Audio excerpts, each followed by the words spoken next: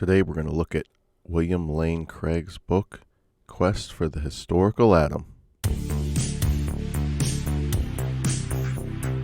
Welcome to Apologetics from the Attic, the show that seeks to teach and defend the Christian faith in a post-Christian culture. And now, broadcasting from an attic in an undisclosed location somewhere outside of Pittsburgh, Pennsylvania, here is your host, Dave Lewis. Hey, welcome to another episode of Apologetics from the Attic. Today we are going to address something that is all the rage right now. Last week I started seeing stuff about it. Dr. William Lane Craig's new book is being released called A Quest for the Historical Atom. And there's been some responses, and I thought we would make a response. And the best thing I found on the topic, and to let Dr. Craig speak for himself, is an interview that he did with Sean McDowell. So without further ado, I'm not going to do a lot of introduction, but to say this. The title of the book, A Quest for the Historical Atom, I don't know if Dr. Craig did it intentionally, but there was a movement, still is, called the Quest for the Historical Jesus. That was in the 1900s. Early 1900s, where they attempted to peel back the mythological layers of the four Gospels to get to the nugget of the true historical person called Jesus of Nazareth.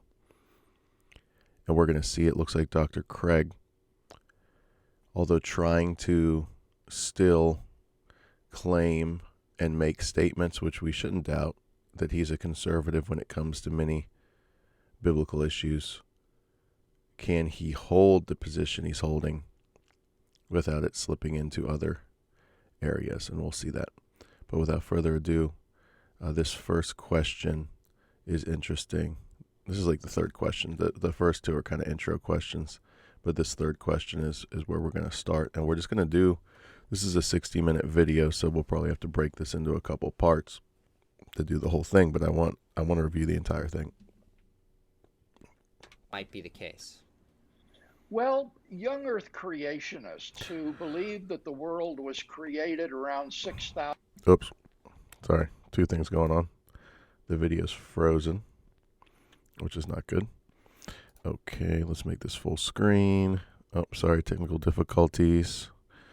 Give me 1 second here, please. Let me go back to 3. Okay, here's the question he asked. Okay, here we go. The way you think about the intersection of science and faith is also unique, but we're going to get into that. There's a line, I think it's literally the third line in your book.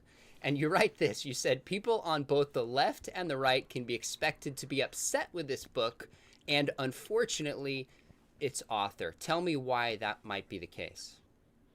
Well, young earth creationists who believe that the world was created around 6,000 years ago in 6 literal 24-hour days, who believe that a few thousand years ago there was a worldwide flood that exterminated all terrestrial life on Earth, who believe that all of the world's languages stemmed from confusion at a Babylonian ziggurat called the Tower of Babel, are going to think that I'm compromising on these biblical truths. And we'll see why that could be a true charge.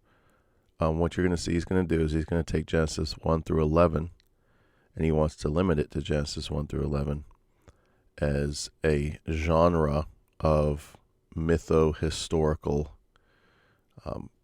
That's the genre, mytho-historical, and he'll explain what that is. But notice how he framed young earth creationism, global flood, Tower of Babel. He's going to relegate those things to, although they may be have a historical kernel to them, they're not going to, wait, what just happened? They're not going to be actually literal history. Okay, now my thing reset. The state is... I'm having all kinds of technical difficulties this morning. They're actively teaching And children then, to know nothing. And then I get Candace Owen.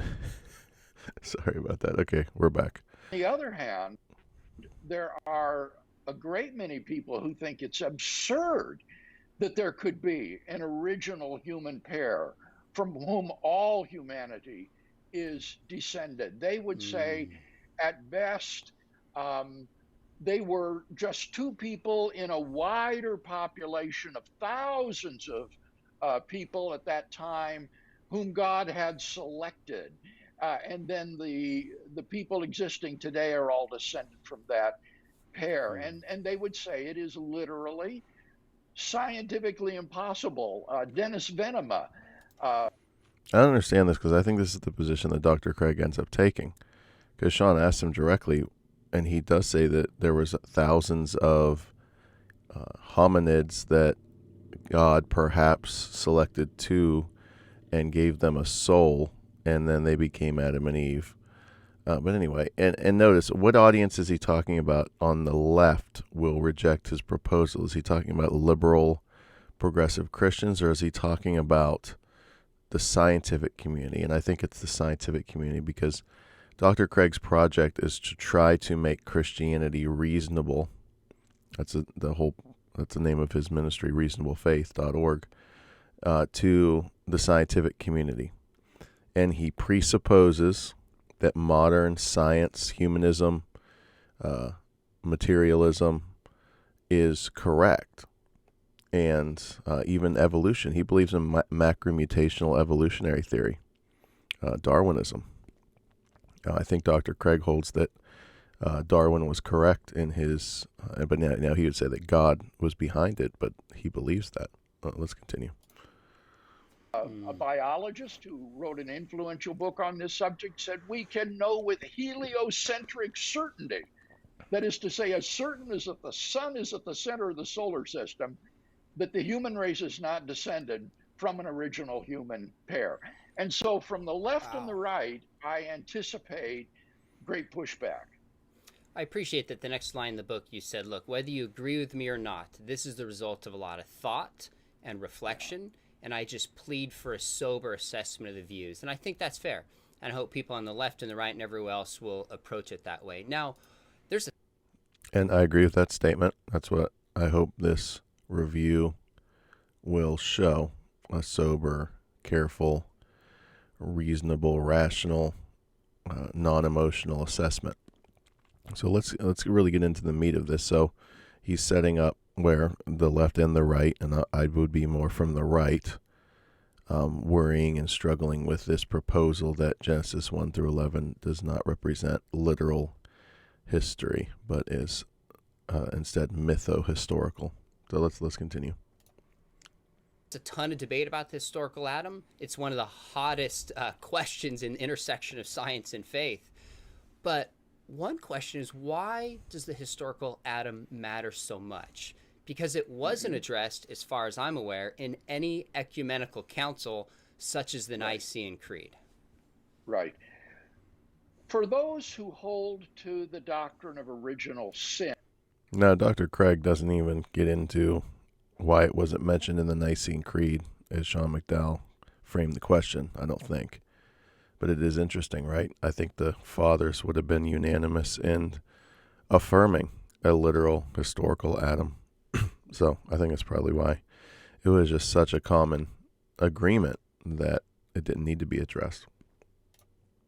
That is to say that we are culpable for Adam's sin, or that Adam's sin corrupted human nature and we all bear that disease. The historical Adam is absolutely crucial, because if he is merely a fictional character that never existed, obviously we cannot be culpable for the wrongdoing of a fictional person or be corrupted by his fall. Now, I myself don't hold to that classical doctrine of original sin. I think that that is neither taught in Genesis 3 nor in Romans 5. I think what Paul teaches... So, in case you didn't know that about Dr. Craig, in case you're new to his theology, this isn't if you follow Dr. Craig, this shouldn't be groundbreaking or revolutionary for you, but if this is your first encounter with Dr. Craig because of this issue of the Historical Adam book, as you hear, he's very clear. He denies the doctrine of original sin. He denies both. Now remember, original sin is broken down into two categories normally. The imputation of Adam's guilt, so that we are being punished for the sin of Adam by birth, so we are born guilty. And then the second category of original sin is that we are born corrupted. So the first one has always been debated. There's many branches of Christianity that reject the imputation of Adam's sin to his descendants, but they would affirm that we receive a corrupted nature from Adam. Dr. Craig denies both, and Dr. Craig is correct. The idea that there's a historical Adam and Eve and their sin, their original sin in the garden, brought a curse upon us, brought us under the wrath of God, brought a curse upon the creation, and left us destitute of the original righteousness that Adam and Eve were created with, and instead left sin, a nature that's communicated. He denies it, and he's correct that that's very important for the historical Adam. So let's see. I think he does explain, and I'd like to hear his exegesis of Romans 5. I think he has one that he's been recently doing these, he calls them defenders classes, and he's been going through these doctrines. But let's continue. Is that Adam was the floodgate through which sin entered into the human race, and then sin spread to all men because, as Paul says, all men sin. Now, if that's right, it means Adam has to be a historical person, because again, if he were purely fictional, then sin could not have entered the human race through this individual. So I think that requires a historical Adam. And I also think that the consequences of denying the historical Adam are very serious. They send reverberations through your theology that will affect, first of all, your doctrine of inspiration and then your doctrine of Christ. This is very important. Listen to what he says very carefully. And of course, I think that Dr. Craig's position when it says death spread to all men because all sinned, of course, Augustine translated that in Adam, all sinned in Adam, which actually isn't in the text. But I think that it's an accurate understanding of Romans 5:12-21 as a whole. But I think Dr. Craig later says that it is a proto-Pelagian position that all that Adam did was open up the gates of death and sin into the creation. We live in an environment that's corrupted by sin, although we ourselves are not corrupted by sin by nature until we commit sin, and it is probable that all people will sin. It is inescapable that all people will eventually sin. Although if you ask him, is there a necessity for everyone to sin, he would say no. It's not necessary that everyone will sin, but it's certain that everyone does sin, or something. Let's make some kind of distinction like that. But listen to what he says, and he frames it very accurately. So he's aware of what many people are worried about in the trajectory that he's going down with his proposal about Genesis 1-11 and the historical Adam. Listen to what he says that his proposal does to your doctrine of the Scripture and doctrine of Christ.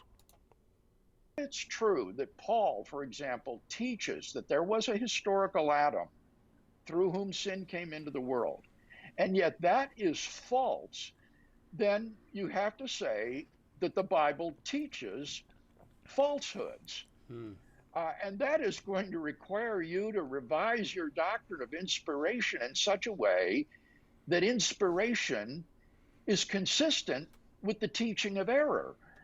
Moreover, so the way Dr. Craig thinks that his proposal gets around this problem. So in other words, if the Bible, if it's in fact not the case that there was a literal historical pair called Adam and Eve that were the first human beings, as opposed to we have slowly evolved from different types of hominids up until from Neanderthals all the way up to Homo sapiens, which is Dr. Craig's view. If that's in fact the truth, because science is telling us that, then the Bible would be false, because the Bible seems to teach that Adam and Eve were the first human beings. So Dr. Craig's proposal to not fall into this is to have this middle position he calls mytho-history, where Adam and Eve actually, it's a historical reality that the Bible is telling us, but it's wrapped in myth. So there's a historical kernel that Genesis 1 through 11 is giving us, namely that there was an original pair that were set apart by God in the midst of a Darwinian macromutational understanding of human origins. But it's not literally what happened like it's proposed in Genesis 1. So that'll flesh out here as we continue. Since Jesus plausibly believed that Adam was a historical person, you're going to have to explain how Jesus can be divine and yet hold false beliefs. One of the essential properties of divinity is omniscience, and an omniscient person cannot hold false beliefs. He only believes truths. So if Jesus believed falsehoods, then how can he be omniscient? How can he be divine? You're going to have to revise your Christology in such a way that Jesus could hold or seemingly hold false beliefs and yet be divine. And so I do think that there are very, very serious reverberations that will result from the denial of the historical Adam. Would you? So if Jesus believed in a literal historical Adam and Eve, as presented in Genesis 1, if it's read literally, then if Dr. Craig doesn't come up with a way to make Jesus acceptable, this is what he's really saying. Dr. Craig's project is to make the belief in the historical Adam acceptable, reasonable to the scientific community, which is filled with atheists, agnostics, whose faith is in modern scientific methods, and especially biology and evolutionary theory, to make his view of Adam and Eve acceptable to them.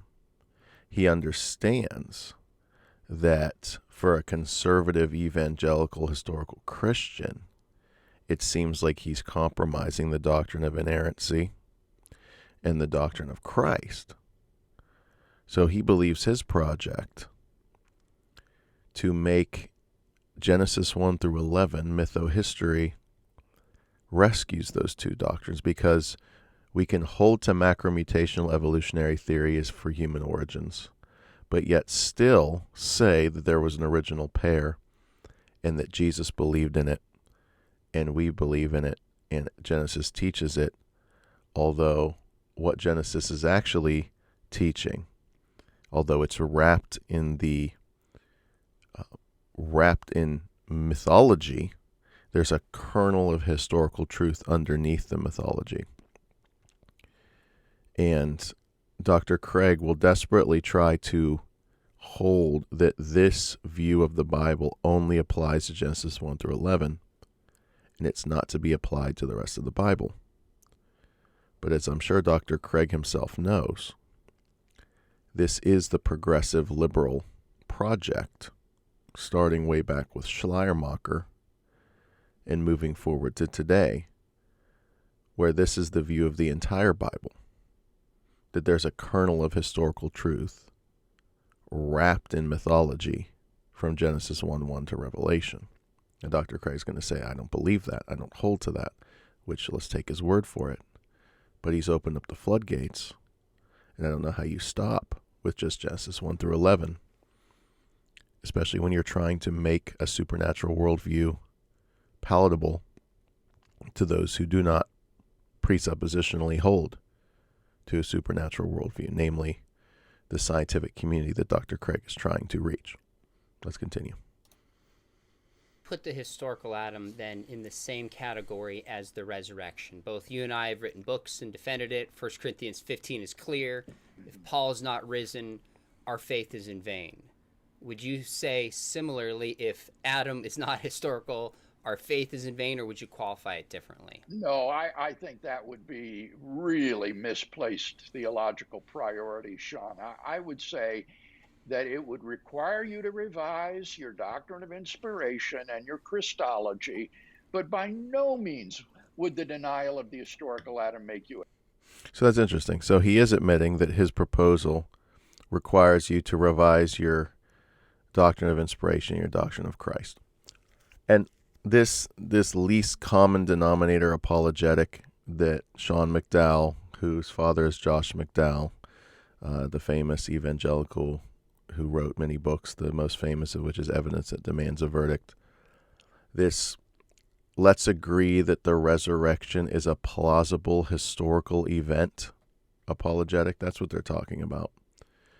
And what's always puzzled me about this view is the resurrection, the idea that Jesus of Nazareth was dead and on the third day was he wasn't resuscitated. He was actually supernaturally raised from death in the same body he was crucified in, and then that same body was taken up into heaven, bodily assumed, and now he's seated at the right hand of God, is somehow a belief that is unique in terms of a supernatural worldview. And if you could convince somebody of the resurrection, then everything else just falls into place. I've never understood how that can be consistently pushed through. And many have critiqued Dr. Craig in debates that he does with atheists, trying to say it's plausible that a person called Jesus of Nazareth may have existed, and then making these arguments for the resurrection. But, for Sean McDowell and Dr. Craig, the historical Adam, that Genesis 1, 2, and 3 is to be taken literally, that doesn't really endanger the Christian faith. Now, if he denied the resurrection, it would, but it wouldn't endanger the Christian faith. No, I don't think I agree with this.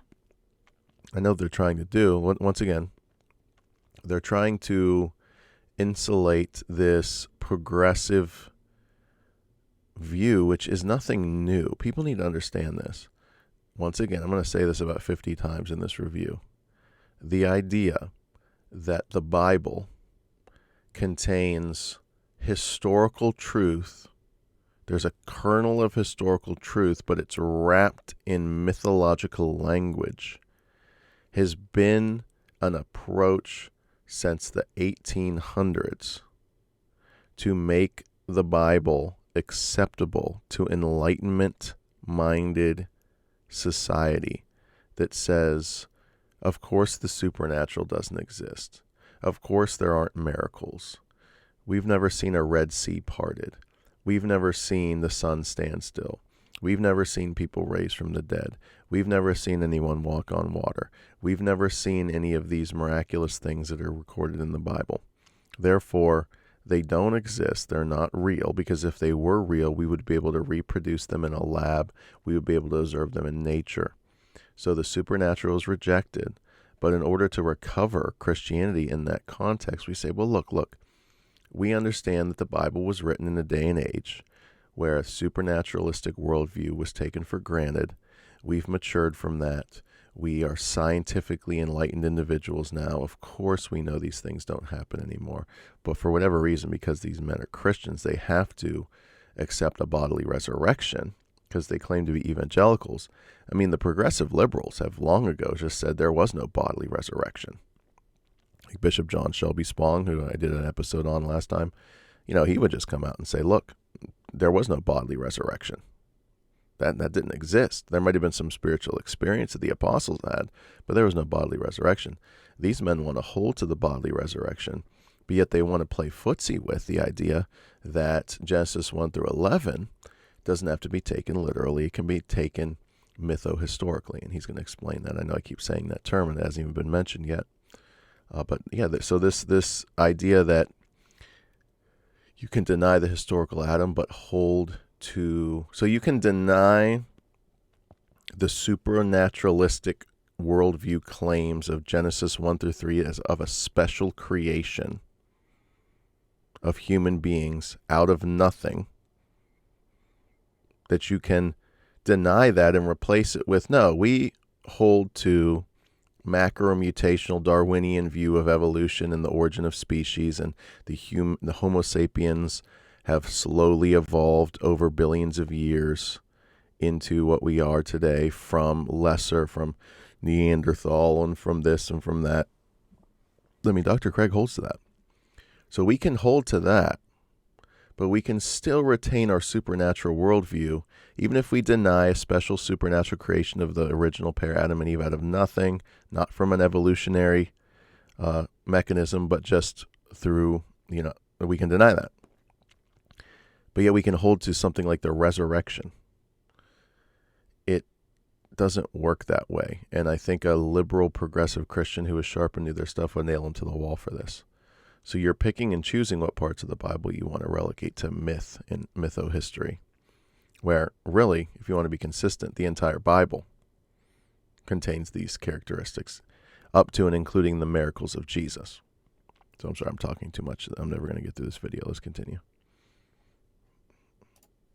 A heretic or separate you from salvation. In fact, in the opening chapter of the book, I explore a few of these worst case scenarios, as I call them. I say, suppose my proposal doesn't work. Suppose we're stuck with one of these worst case scenarios where the Bible teaches that there was a historical Adam, and yet there wasn't one. And I try to show that even given that worst case scenario, there are moves that we can make to preserve Orthodox Christian belief, even given those reverberations. That's interesting. I'd like to read that part of the book to see how he handles that. So Dr. Craig is, I give him credit. He's stepping into the front lines here and trying to achieve something that no one has yet achieved. Remain an Orthodox Christian, which just this isn't against Dr. Craig personally. It's just a statement of fact if you've paid attention to his teaching over the years. Dr. Craig departs from many Orthodox historical biblical teachings theologically in the first place before this book even came out. As he articulated earlier, he denies original sin as it's historically been passed down to us. Now, that's in vogue today online. A lot of people, Pelagianism is alive and well, and it's enjoying a resurgence right now. And also Dr. Craig's view of the Trinity. He calls himself a neo-Apollinarian in his understanding of the deity of Christ. But we don't have time to get into that. So let's continue. So in this book, you're really trying to get to kind of a mere Christianity, minimal doctrine of what the historical Adam is. Can it be defended plausibly? And so that's why at the beginning, you're saying even if there's not a historical Adam, which you don't embrace, it's not necessarily fatal to Christianity, although it would take serious revisioning compared to finding the body of Jesus. So important, but not essential. Okay. Exactly. If the resurrection is false, Christianity is doomed. That is fatal blow. But if Adam never existed, that's not, I think, a fatal blow to Christianity. But notice very carefully, Sean was clear. Although it's not a fatal blow, it requires revision of your doctrine of Scripture and your doctrine of Christ. Now, I think Dr. Craig's trying to minimize that revision and make the revision as modest as possible. And the way he's doing that is he's trying to relegate your revision of Scripture to simply Genesis 1 through 11. So let's continue and hear how he does that. Okay, got it. I have clarity on where you stand. That's very helpful, I think, for people walking and reading along. That's great. Now, tell us how you started your quest. And I love that you call the book In Quest of the Historical Adam, because this feels like a very personal journey for you that involves some challenges and maybe some just fears at times and wrestling with the evidence. You've even been public on some reviews, so it really made this journey interesting to watch you process this. But tell us how you start your quest logically. It really has been a struggle for me personally as I've wrestled deeply and honestly with this question. And I begin my quest of the historical Adam with an analysis of what our biblical commitments are as Bible-believing Christians. What does the Bible commit us to about the historical Adam? And I think this is very important, Sean, because it avoids the error of concordism. Concordism is trying to read modern science into the Bible, trying to read it in between the lines. And that distorts the teaching of the Bible. It makes every generation able to read their contemporary science back into these narratives. And so I begin by just bracketing science altogether, just laying it aside and saying, let's look at these narratives and ask ourselves, how would they have been understood by the author and audience at the time that they were written? And it's only after trying to determine what our biblical commitments are that I then turn to the question, all right, are those biblical commitments compatible with the deliverances of modern science, history, and linguistics? Okay, let me just play the skeptic for this. Okay, so concordism he defines as I'm a modern person who is been delivered the history of the scientific method, starting in the Enlightenment, moving forward into the 21st century, which makes presuppositional claims, by the way, which demands allegiance in many cases. So this is where presuppositionalism and presuppositional apologetics becomes important, and then there's the presuppositional nature of Christianity. He says, let's bracket that out, and let's assume for a moment that the Bible does not represent. Now, this is how I understand what he's saying. I could be misrepresenting it or not framing it the way he would want it framed, but historically, many Christians have thought, okay, even though the Bible is clearly not a science book, and even though the Bible clearly is in an ancient framing of things, we assume that God, the mind of God, because the Bible is inspired, a breaking into history from outside God's word, is the true explanation of the origin of life. And we believe that science is trying to get back to that original origin of life. But we also believe that much of science is anti-biblical by presupposition. So many scientists who do their work will tell you, I a priori, before I even look at the evidence, know that the Bible's understanding of the origin of life is wrong, because it's from an unenlightened age, and people didn't understand anything about the science back then. They are ignoramuses. Now, Dr. Craig, while he wouldn't want to frame his view that way, he does lean more toward the scientific consensus about the origin of life, which is that the earth is billions of years old, which, just no, that's an acceptable position even in conservative Christianity, young earth versus old earth. But what I don't think is acceptable in most conservative Christianity is we agree with the macromutational Darwinian view of evolutionary theory, which brought about the human species, which Dr. Craig does hold to.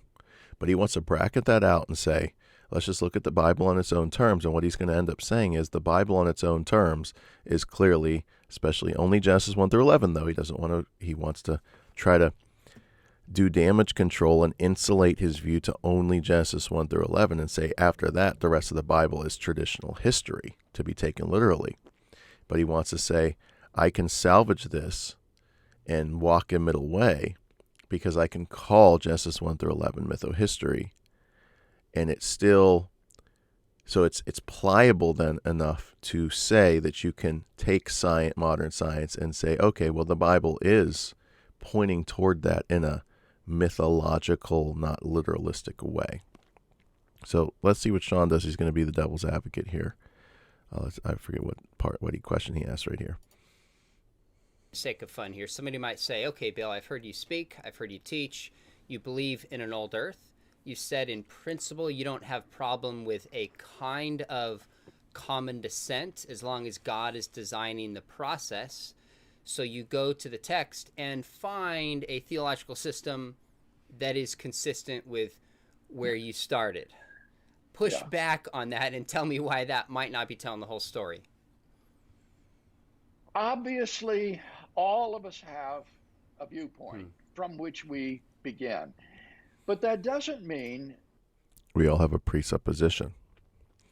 So Dr. Craig's presupposition in this matter is that modern macromutational Darwinian evolutionary theory, which says that human beings are evolved from lower hominids, which are evolved from lower forms, all the way to a single-celled organism. Okay, that's his presupposition. That presupposition can be held to and still hold to the authority of Scripture.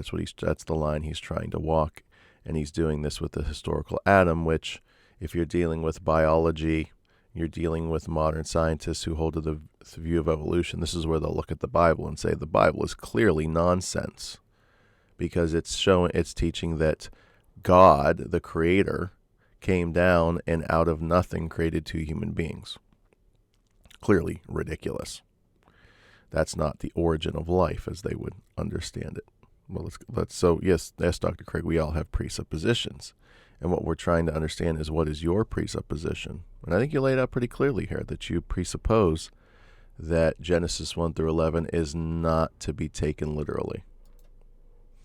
That we cannot try to be objective in how we weigh the evidence and arguments. And I have struggled as best I can to weigh the evidence objectively to determine our biblical commitments. Now, I would be disingenuous, Sean, if I were to say, I don't want the young earth creationist interpretation to come out true. Okay. To me, that is a nightmare. My greatest fear is that the young earth creationist might be right in his hermeneutical claim that Genesis does teach those things that I described earlier. And I say that would be a nightmare because if that's what the Bible teaches, it puts the Bible into massive, I think, irredeemable conflict with modern science, history, and linguistics. And I don't want that to happen. So, yes. You hear what he said there? So Dr. Craig is so committed to making the Bible acceptable to the modern atheist, the modern agnostic, the modern agnostic atheist presupposition is very clear. The Bible is nonsense. The Bible is irredeemably locked in an ancient age of superstition, mythology. Clearly, that's the character and nature of the Bible. Even the Gospels are clearly locked into that. It's absurd that Jesus of Nazareth existed, walked on water, controlled the weather, fed thousands of people with a couple loaves of bread, raised people from the dead, and in fact raised himself from the dead. This is all absurd. See, Dr. Craig wants to have his cake and eat it too. He wants to walk this line where he's trying to make the Bible's claim that there was a historical original pair, Adam and Eve, but make that fit into the framework that the modern evolutionary biologist will accept. But our pushback to you, Dr. Craig, is how can you limit this to Genesis 1 through 11? Because these same individuals that you're trying to make your appeal to, no. Listen, I'm a conservative Orthodox Christian. I hold that the Bible is truth. But here's how I can show you that it's not literalistically what you think it is. The Bible actually, in a mythological way, is teaching that an original pair of hominids was elevated to Homo sapiens, and they were given a soul by God. And when we get to that part, it's interesting. He does lay out exactly what he thinks the view here is. So, Dr. Craig, how are you going to not avoid this collapsing into this is the nature of the entire Scripture, not just Genesis 1 through 11?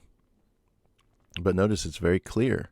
He's articulating very clearly here who his audience is, and he's trying to make the Bible reasonable to them.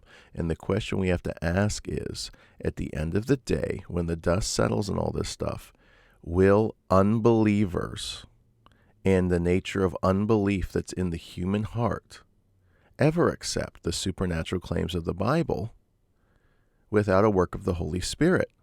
Or can we bring them along by making the Bible acceptable to their, what we would consider, this is a presuppositional approach, the fallen condition of human reason, which by nature will always look at a document like the Bible, especially in this modern day and age where, you have to see it to believe it kind of view, will relegate this stuff to, well, this is clearly absurd. Let's continue. It's true.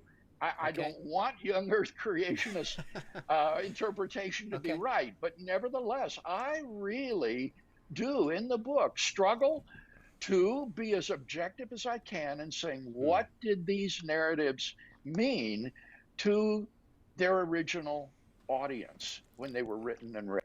Another thing I want to say is I think Dr. Craig is conflating some things a little bit. You can be a young earth creationist and still interact well with modern science, number one. You can be an old earth creationist and reject macromutational evolutionary theory that Darwin taught and the modern neo-Darwinian theories. So being an old earth creationist does not commit you to Darwinian evolution, just so we're clear. It seems like Dr. Craig is saying that it does, but it actually doesn't. Read. Fair enough. Let's jump into how you approach the biblical passages in Genesis 1 through 11. And you use a term that definitely is going to require some explanation. The moment I say it, if people are not aware, they maybe tune out. So at least stay in and let him explain his view if you're tracking along. You refer to Genesis as mytho-history. Genesis 1 to 11. 1 through 11. Sean. Good. The primeval. I see. Dr. Craig is hypersensitive to that. Sean, it's only Genesis 1 through 11. Please don't make this a tool. Don't make me into a progressive liberal inheriting the mantle of Schleiermacher moving on, where the entire Bible has a kernel of historical truth wrapped in mythology. That's only Genesis 1 through 11. Dr. Craig, God bless you, man. But I think that in a debate with a progressive liberal, you would get nailed to the wall. Dr. Craig, why only Genesis 1 through 11? And they would hammer you with the crossing of the Red Sea, the plagues of Egypt, the wilderness wanderings of the Israelites, just in the first 5 books of Moses. Because, you can limit Genesis 1 through 11, but you have the Pentateuch, which is a literary unit in the Old Testament, the first 5 books of Moses, which, if you study progressive liberal, German liberalism, This is what they did with the entire Bible. They didn't just stop at Genesis 1 through 11. What about Jonah being swallowed by a fish? Well, clearly that's a myth. We could go on and on about, there's a lot of quote-unquote mytho-history. But I'm sorry, I'm jumping the gun. Let's let him explain what mytho-history is in Genesis 1 through 11. But it's very important to see that Dr. Craig has to be committed to only holding this view to Genesis 1 through 11 only, and only making that the place where it exists. Because if he doesn't, then this hermeneutic ends up landing on the doorstep of the four Gospels themselves and saying that clearly it's absurd that Jesus of Nazareth, as a historical figure, was walking on water, controlling the weather, casting out demons, calming, feeding 5,000, raising people from the dead, etc., etc. That's clearly also mytho-history. He doesn't want to do that, but just understand, people, that this is progressive liberal Protestantism. That's what they teach, that this view that Dr. Craig is trying to just hold to Genesis 1 through 11 is their view of the entire Scripture, this mytho-history. So let's let him define mytho-history, and as he defines it, understand, he's trying to hold it to Genesis 1 through 11, but it can literally be applied to the entire Bible, and that's what Protestant liberals do, and that's what we're worried about, even though we're going to take Dr. Craig's word for that he's only holding this to Genesis 1 through 11, which I'm sure he is. But he's got to understand this creeps into other areas. Evil history. From the call of Abraham in chapter 12 on, you have straightforward historical narrative. But Genesis 1 to 11 is acknowledged by every New Testament commentator to be apart from the rest of Genesis, to be a special sort of narrative and a peculiar genre of literature. And the classic... So I guess my thing that I would want Dr. Craig to answer is, and it's probably not appropriate for a conservative to ask him this question, because it would come across as, I'm trying to trap him. So it would be interesting to get a Protestant liberal who, like someone, who teaches the Bible at Yale or Princeton or Harvard Divinity School, one of those places, to say, okay, you say Genesis 12 forward is just straightforward history. So you think that Jacob literally wrestled with an angel? That's your belief? You believe that God literally visited Abraham with two angels and they destroyed Sodom and Gomorrah with a special judgment because of their wickedness? So, the idea that it's only Genesis 1 through 11 that contains this special genre, which I think what he's talking about is the creation narrative, which in his article in First Things, and maybe I'll do this in the next, he brings up a ancient Babylonian creation narrative and makes the claim that this is similar to the biblical narrative of creation.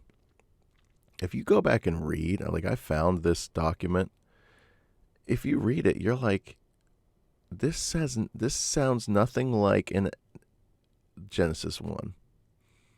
But, a lot of this scholarship says, no, every religion had its ancient tribal understanding, a tribal deity that created the universe. Israelites are no different. That's not the case. Okay, let's let him define this term. Classification of this genre as mytho-history was suggested to me by the Old Testament scholar Bill Arnold, who teaches at Asbury Seminary. And as Arnold described this category, this genre of literature, the light just came on for me because it seemed to me that this was a very, very plausible genre classification of Genesis 1 to 11. Now, what do we mean by mytho-history? We're not talking about myth in the popular sense of the word, like the myth of the self-made man or the myth of the low-calorie diet. Rather, we're talking about myth in the way that folklorists and classicists use that term to differentiate it from things like folk tales and legends. A myth, in this sense, is a traditional sacred narrative that attempts to ground realities contemporaneous with the author, including in a society's institutions and values and natural phenomena, in events of the deep primordial past. And I think you would agree that that description fits Genesis 1 to 11 to a T. And one of the things that I do in the book is go through these narratives in detail, just showing how again and again and again the family resemblances of myths describe Genesis 1 to 11. However, they're not pure myth. They also have a historical interest, as is evident by these narratives being ordered by genealogies. Genealogies that terminate in people who are indisputably intended to be historical, like Abraham and his children. And these genealogies are like the backbone of these primordial narratives. They turn these prehistoric narratives into a prehistoric chronology or a primeval history. And so that's why the great Assyriologist Thorkild Jacobsen characterized this as a unique genre of literature that he dubbed mytho-history. And Bill Arnold, whom I heard, was simply following Thorkild Jacobsen in this analysis. And I think that it is an extremely plausible analysis of the genre of Genesis 1 to 11. And what I noticed, Sean, in reading various Old Testament commentators like Gordon Wenham or John Collins or John Walton and others, is that this is really the view that they hold to, but they don't dare use the terminology of myth because it's so apt to be misunderstood. So they find euphemisms to substitute. Wenham likes to talk about proto-history. Walton talks about imagistic history. I think Collins talks about worldview history. All of this is exactly what Jacobsen meant by mytho-history, but they try to conceal the real nature of this by these euphemisms. And I'm persuaded that we owe it to our Christian laity and congregations to be straight up with them and to define our terms carefully and accurately, and then make straightforward assertions about what we're saying rather than try to mask it beneath acceptable euphemisms. A few minutes ago, you said all New Testament. So that's interesting. So a couple things there. So it's the mytho-history idea is that ancient cultures went back to the primordial stories that explain the origin of the universe and the origin of humanity, the origin of good and evil, etc., etc. And they did this through the tool of myth.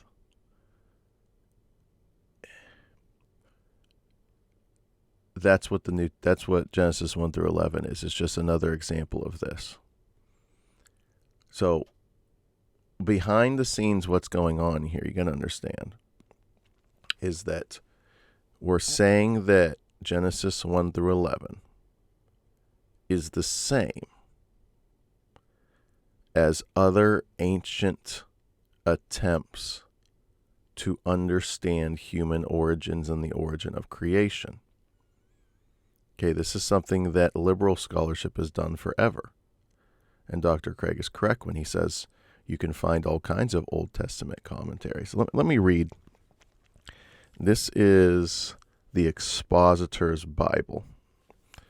And this is an example of a liberal-leaning commentary. look at the opening. It's quite interesting. Listen to the opening sentence. This is the commentary on Genesis. The creation, Genesis 1 and 2. If anyone is in search of accurate information regarding the age of this earth, or its relation to the sun, moon, and stars, or regarding the order in which plants and animals have appeared upon it, he has referred to recent textbooks in astronomy, geology, and paleontology. No one for a moment dreams of referring a serious student of these subjects to the Bible as a source of information. That's Dr. Craig's view. So clearly the Bible is not a source for any of this information. So what Dr. Craig is doing, and he was clear earlier, he's bracketing out the idea that the Bible should be the source of scientific information of human origins, without saying clearly the Bible is not inspired or authoritative. He has to, as he says, rethink his doctrine of inspiration based on the scientific community that he a priori presuppositionally agrees with, which he'll say later very clearly, that he presupposes that science is true and tries to fit the Bible into that.